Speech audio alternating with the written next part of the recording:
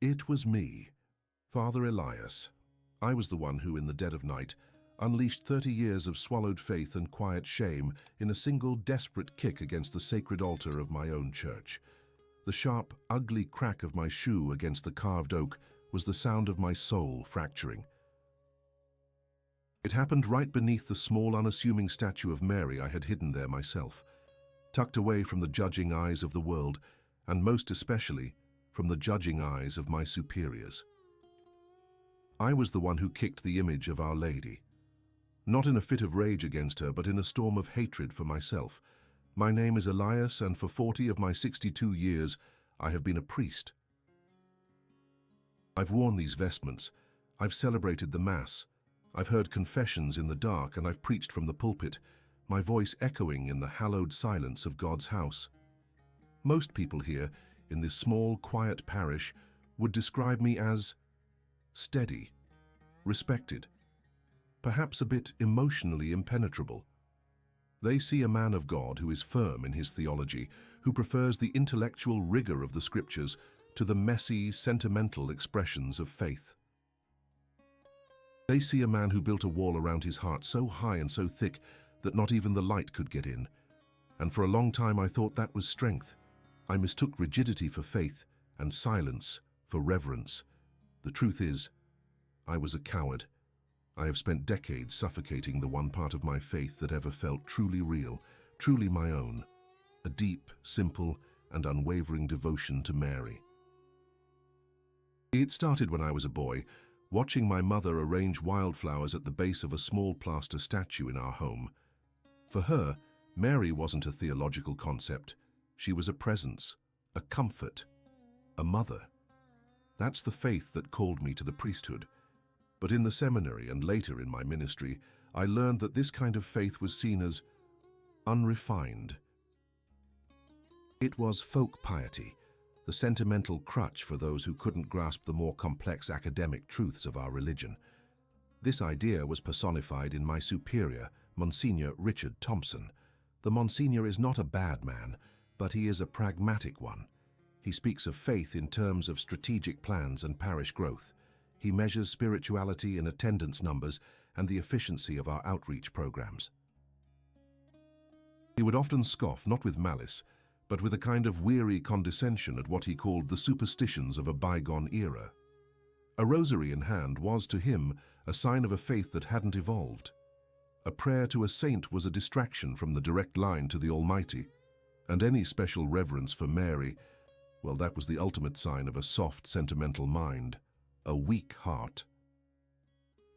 Consumed by the fear of being seen as weak, of being intellectually soft, I locked my devotion away. I preached a bloodless academic faith that I didn't truly feel. I spoke of God as a distant, logical architect, when in my heart I longed for the comfort of a mother's embrace. I'd walk past the beautiful statue of Our Lady in the main nave and feel a pang of guilt, of betrayal. In my own rectory, I kept a small, simple wooden statue of her, the one I eventually hid in a small alcove behind the altar. It was my secret, my shame, my one true connection to the divine, and I treated it like a dirty secret. I would only look at it when I was alone in the dark, my heart a burning secret fire of devotion that I was too afraid to let anyone see. This was my life, a performance of stoic intellectualism on the outside and a cauldron of hidden love and self-loathing on the inside. That performance reached its breaking point one Tuesday evening. I had just come from a humiliating meeting with Monsignor Thompson. The topic was, as always, declining engagement. He had charts and graphs. He spoke of key performance indicators and demographic outreach. He looked at me across his polished desk and said, "Elias, your homilies are theologically sound, but they lack impact. People aren't connecting. They need a faith that addresses the modern world, not one that clings to old-world trinkets and statues." He didn't say her name, but I knew who he meant. I felt the heat rise in my face, a mix of shame and anger. I felt like a failure, not just as a parish administrator, but as a man. That night, the pressure became unbearable. I couldn't sleep. I walked from the rectory into the empty church. The only light was the pale moonlight filtering through the stained glass windows, painting the pews in ghostly colors. I knelt before the altar, but my prayer wasn't a prayer. It was a bitter, silent argument with God. Why did you give me this heart, this love, if I have to be ashamed of it? Why did you call me to serve you, only to make me a fraud? I was furious, furious at the Monsignor, furious at God. But mostly I was furious at myself, at my own cowardice.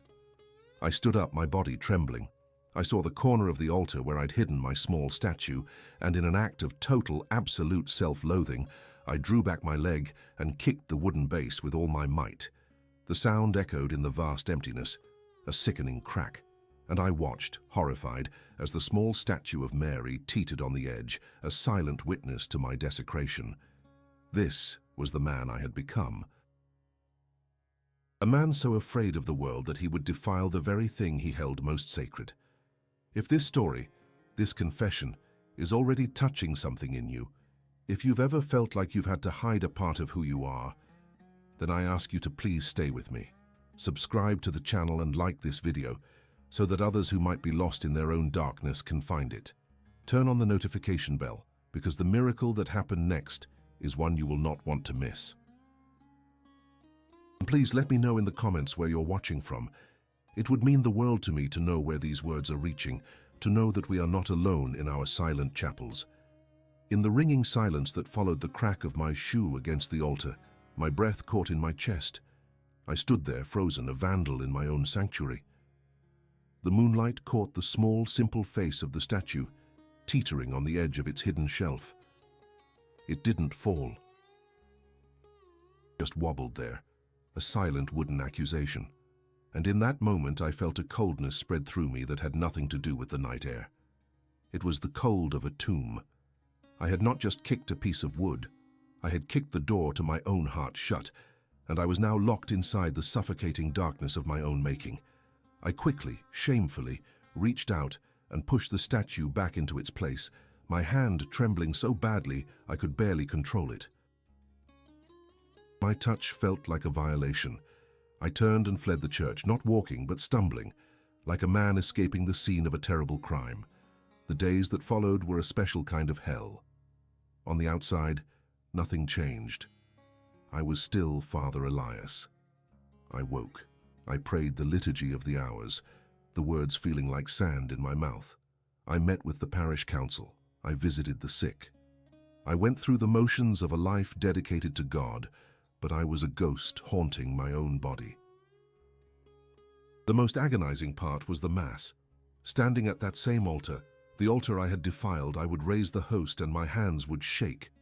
"This is my body," I would say, the words of Christ himself, and a voice in my head would scream, "Hypocrite, fraud, desecrator." I felt utterly, completely alone. I had built a wall between myself and my parishioners with my cold intellectualism, and now I had built a wall between myself and God with an act of childish, hateful violence.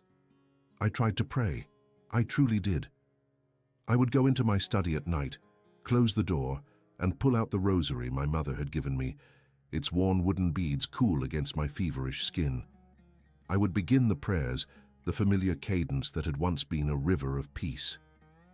But there was nothing. The words were just words. The river had run dry. It was like calling out into a vast, empty canyon and hearing not even an echo return. Just silence, a profound, crushing, divine silence. I felt abandoned, not punished, not chastised, just ignored, as if my sin was so pathetic, so beneath contempt, that it didn't even warrant a response. The pride that had led me to hide my faith for so long was now replaced by a shame so deep it felt like a physical weight, pressing down on my chest, making it hard to breathe. The fear of Monsignor Thompson seeing me as weak was nothing compared to this new fear.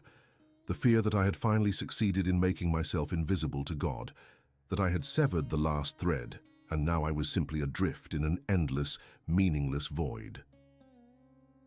This spiritual freefall continued for the rest of the week. I was losing weight, I wasn't sleeping. My homilies became even more detached, more academic, because it was the only thing I could do. I couldn't speak of a living, loving God when all I felt was His absolute absence. I was failing.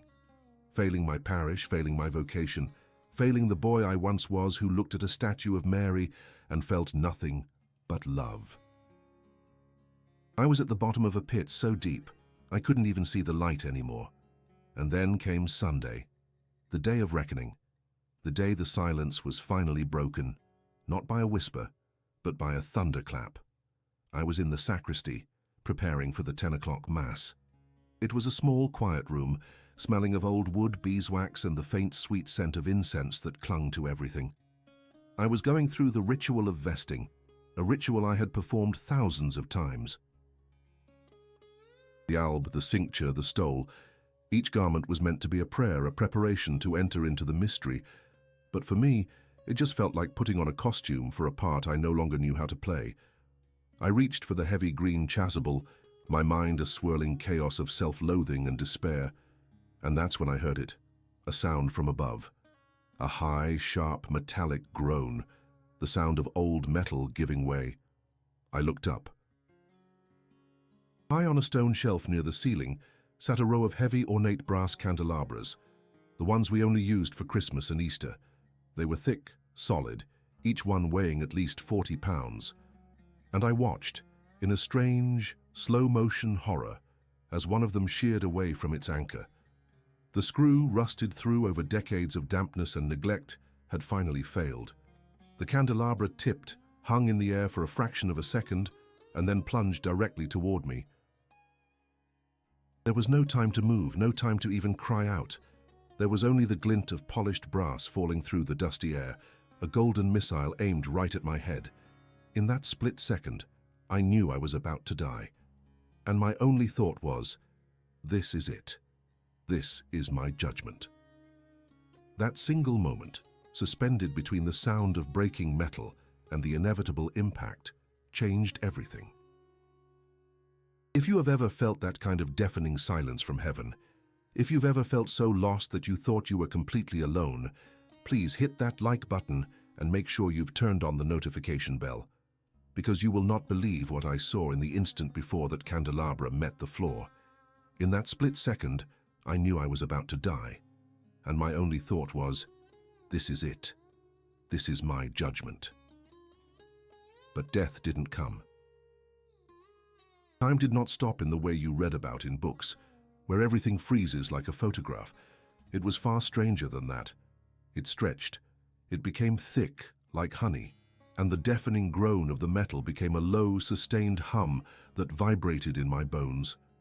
The motes of dust hanging in the air, illuminated by the single high window, became tiny, frozen stars in a private galaxy of my own terror. The world went silent. And then I saw her. It wasn't a grand apparition, not a figure of light standing in the corner of the room. It was closer, more intimate than that. It was a face, just a face, filling my entire field of vision, as clear as the man I see in the mirror every morning.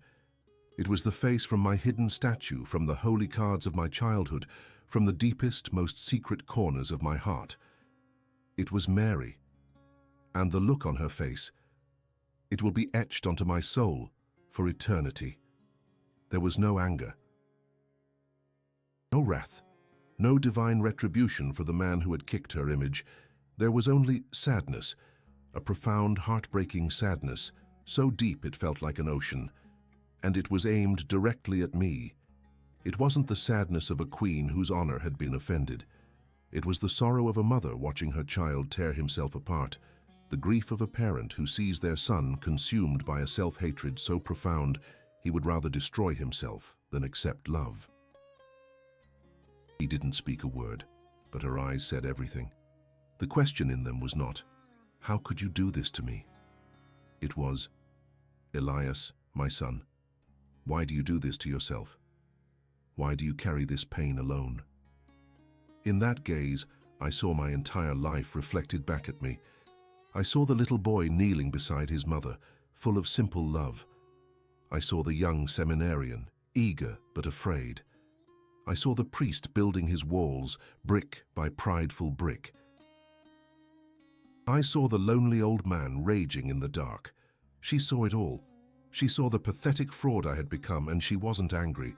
She was weeping for me, for the love I had rejected, for the man I was supposed to be. And in that moment, the pride that had been my shield for 40 years didn't just crack. It vaporized. It was gone. And all that was left was a raw, aching shame, bathed in a light of absolute, unconditional love. And as quickly as it began, it was over. Time snapped back into place with the force of a thunderclap. There was an explosion of sound, the shriek of tortured metal, a deafening crack as the candelabra struck the stone floor, and the sharp, ringing spray of brass fragments ricocheting off the walls. I flinched, my arms flying up to cover my head, and I fell backward, landing hard on the cold floor. I lay there for a second, my heart hammering against my ribs, my ears ringing. The air was thick with the dust of ages, kicked up by the impact and the metallic tang of old brass. I slowly, shakily, pushed myself up onto my knees, and I saw it. A deep gouge was carved into the stone flags, not 2 inches from my left foot.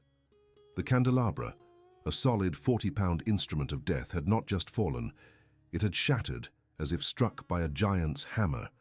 Twisted arms of brass lay scattered around me like the limbs of a fallen soldier. A piece of it had even torn a small hole in the hem of my alb, but I was untouched, not a scratch. I should have been dead. My skull should have been crushed, but I was alive, and I felt nothing of the relief a man saved from death is supposed to feel. There was no euphoric gasp for air, no joyful prayer of thanks. Instead, a weight crashed down upon me far heavier than any piece of brass. It was the crushing, suffocating, beautiful weight of mercy. Grace I had not earned. A love I had spat upon. I had offered God my rage, and he had answered with a miracle. I had shown him my cowardice, and he had shown me a mother's broken heart. I stayed there, on my knees, amid the glittering debris of my salvation. All the intellectual arguments, all the theological justifications I had built around my heart for 40 years turned to dust. The fear of Monsignor Thompson, the need for academic respect, the careful curation of my stoic persona, it all seemed so laughably small, so utterly pathetic in the face of what had just happened. They were lies. Pathetic, hollow lies I told myself to keep from feeling this absolute, unshielded, terrifying love. The tears finally came then, not tears of fear or grief, but tears of a shame so profound it felt like it was cleansing me from the inside out. I wept for the man I had been, for the years I had wasted, for the love I had hidden. I knelt in the ruins, a broken priest in a dusty room, and for the first time in my adult life, I felt completely, utterly, and undeniably seen. I don't know if you've ever felt a moment like that, a moment where a love so powerful breaks through all your defenses and leaves you exposed and new. If these words resonate with that place in your heart, that place that longs to be seen, then please, let me know by liking this video and turning on the notification bell, because what I was forced to do next required every ounce of the strength that moment gave me. I eventually got to my feet, my legs unsteady, my whole body humming with a strange, terrifying energy. The sacristy was a wreck. I swept up the shattered brass, my hands still shaking, and hid the evidence of my near death or my salvation in an old storage closet. The 10 o'clock Mass was about to begin. I had to pull myself together. I had to put the costume back on. I walked out to the altar, vested and composed, and celebrated the Eucharist as if nothing had happened, but every word I spoke felt like a lie. I was a man split in two. One half of me, the intellectual, the skeptic, the man who had spent 40 years building a fortress of logic, was already working furiously to explain it all away. It was a hallucination, of course, a product of extreme stress, sleep deprivation, and poor nutrition. A waking dream, a microsleep. The brain is a fragile organ, prone to tricks of light and shadow when pushed to its limits. The candelabra, a coincidence. A spectacular, improbable coincidence, but a coincidence nonetheless. Old buildings have old fixtures. rusted screws fail. It was simple physics, not divine intervention. My mind clung to these explanations like a drowning man to a piece of driftwood. It was all so neat, so clean, so blessedly rational. It allowed me to remain in control. But the other half of me, my soul, knew better. It knew the truth of what it had seen. The look in her eyes. That wasn't a hallucination. It was more real than the stone floor beneath my knees, more solid than the shattered brass in my hands. It was a truth that bypassed the intellect entirely and pierced straight into the heart. And it wouldn't let me go. For the next few days, I lived in a state of constant, silent warfare with myself. My mind would scream coincidence, hallucination, but my soul would whisper, "You were saved. You were seen." If you've ever had that kind of battle raging inside you, where your head tells you one thing and your heart knows another, please show me I'm not alone by liking this video and turning on that notification bell. It means more than you know. The vision began to haunt me in the quiet moments. I'd be reading in my study, and I'd look up, and for a fraction of a second, I'd see her face in the grain of the wooden bookshelf. I'd be walking in the parish garden, and the pattern of light and shadow on the leaves would form her sorrowful eyes. One night, I had a dream. I was a little boy again, standing in the dark church. I wasn't afraid, and from the shadows behind the altar, my mother walked out. She was young again, just as I remembered her. She knelt before me and took my hands, her touch warm and real. She didn't say a word. She just looked at me, and her face was the face from the vision. Her eyes were filled with that same ocean of love and sadness. I woke up with my cheeks wet with tears, the name Mama a ghost on my lips. The shame that had been a weight was now becoming an inferno. It burned away my pride, my excuses, my carefully constructed identity. And with that burning came the memories, sharp and cruel. I remembered Mrs. Rossi, a widow in her 80s, telling me with trembling joy how she felt Our Lady's presence comfort her in the night after her husband passed. I remembered my response, a polite, condescending smile, and a gentle suggestion that grief can often create powerful, comforting illusions. I saw the light in her eyes dim, and I saw her nod, ashamed of her own simple, beautiful faith, because her priest had subtly told her it was childish. I remembered a young couple who brought a bouquet of roses to the main statue in the church, and I overheard myself telling a fellow priest later that evening, "It's sweet, but I wish they'd focus more on the liturgy and less on the folk traditions." I had used my position not to nurture faith, but to prune it, to shape it into something I considered intellectually respectable. I had become Monsignor Thompson. No, I was worse. He was merely indifferent. I was a traitor to my own heart, and I had tried to make traitors of others too. I couldn't live like this anymore. The hypocrisy was a poison in my blood. I had to do something. Not a grand gesture, but a small, terrifying act of surrender. That night, long after the church was locked and the world was asleep, I walked out of the rectory and into the main nave. The air was cool and smelled of wax and lingering incense. Moonlight once again streamed through the stained glass windows, but this time it didn't feel ghostly. It felt watchful. I walked past the pews, my footsteps echoing in the vast silence, and I stopped.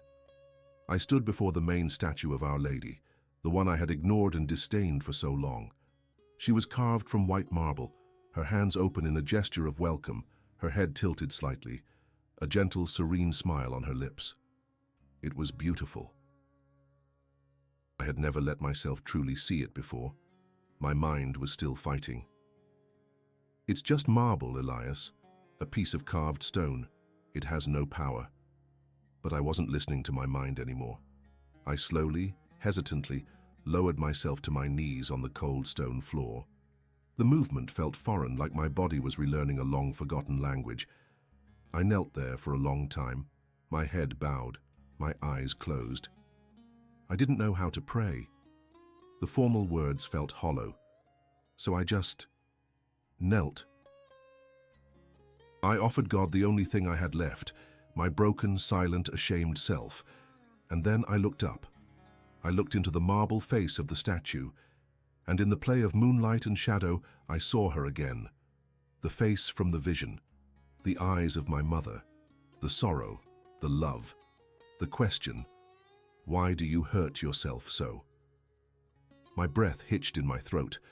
I reached into my pocket, and my fingers closed around the worn wooden beads of my mother's rosary. I pulled it out, the crucifix cool against my palm, and for the first time in 40 years I wasn't a priest performing a devotion. I was a son coming home. I lifted the beads, and a single word escaped my lips, a whisper that the silence took and made holy. Mother. That single word, mother, spoken into the vast silence of the church, was not an ending. It was a beginning. It was the first honest word I had spoken to God in 40 years. I stayed there kneeling on the cold marble until the first hints of dawn began to soften the edges of the stained glass windows.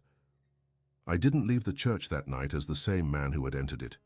The walls I had so carefully built were gone, and in their place was a raw, aching vulnerability. The next few days were strange. I began to carry my mother's rosary in my pocket, not as a hidden talisman, but as a comfort. I found myself tracing the beads during meetings, my thumb passing over the worn crucifix. I started taking it out in my study, leaving it on the desk where anyone who walked in could see it. Of course, people noticed. The first was Sister Anne, an elderly nun with eyes that had long seen past my carefully constructed facade. She saw the rosary on my desk and simply smiled, a knowing, gentle smile that said everything without a single word. But the whispers started soon after. The story of the shattered candelabra had gotten out. The janitor had seen the gouge in the floor. The maintenance man had been called to inspect the rusted fitting. My explanation that I had been startled but unharmed was thin, and the parish is a small world. Rumors began to circulate. Father Elias is acting strangely. He seems different. I heard he's been talking about miracles. The inevitable confrontation came with Monsignor Thompson. He called me into his office, his face a mask of professional concern. Elias, he began, steepling his fingers on his polished desk, I'm hearing some unsettling things. Talk of visions, divine intervention in the sacristy. You know this kind of talk can be destabilizing. People look to us for sober, rational faith, not emotionalism. He leaned forward. It was a rusty screw, Elias. A coincidence. A very lucky one, I'll grant you, but a coincidence. You were stressed, overworked. The mind can play tricks, sir. I listened to his calm, logical explanation, the very explanation my own mind had tried to sell me, and I felt nothing but a profound pity for him. He was still trapped in the prison I had just escaped. I looked him in the eye, and for the first time I felt no fear, no need for his approval. I just said quietly and with a certainty that came from a place beyond reason, Richard, it was the most real experience of my life. He had no answer for that. He just stared, his pragmatic world momentarily shaken by a truth it couldn't chart or graph. The rejection from him was expected. What hurt more were the others. Old friends from the seminary who called, saying they were worried about me, suggesting I take a sabbatical, hinting that I might be having some kind of breakdown. They would try to reason with me, to convince me that what I saw was an illusion, a trick of a tired mind. But I wouldn't argue, I wouldn't debate, I would just repeat, it was real, because it was. And in the face of their skepticism, I found an unexpected strength. Their disbelief didn't weaken my experience. It clarified it. It was mine, a gift given to me alone, and I would not allow it to be cheapened or explained away. But where some doors closed, others opened. One afternoon, I saw Mrs. Rossi tending the roses in the parish garden, the woman whose faith I had belittled. I walked over to her, my heart pounding. Mrs. Rossi, I began, my voice thick with an emotion I no longer tried to hide. I need to ask your forgiveness. I was wrong. The day you told me you felt Our Lady's comfort. You were right, and I was an arrogant old fool. Your faith is beautiful. Please forgive me." Tears welled in her old eyes, and she reached out and took my hand. "Oh, Father," she whispered. "She has a way of finding us when we're lost, doesn't she?" In that moment, I found the community I had been starving for, not in theological debates, but in a shared, simple, heartfelt faith. This all came to a head the following Sunday. I knew what I had to do. The church was packed.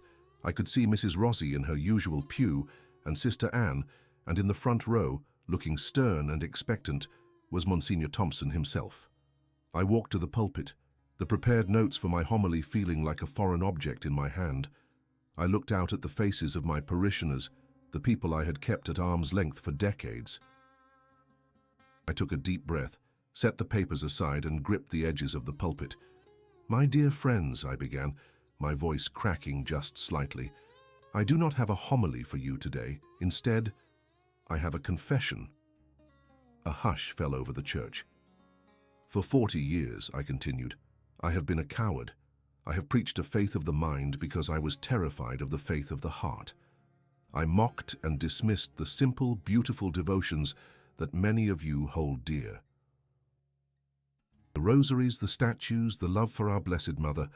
I called it superstition because I was too proud to admit that it was the only part of my faith that ever felt real. My pride was a disease, and it led me to a place of profound darkness. A few weeks ago, in this very church in the dead of night, I committed an act of desecration. In a fit of self-hatred, I kicked the holy altar. A collective gasp went through the congregation.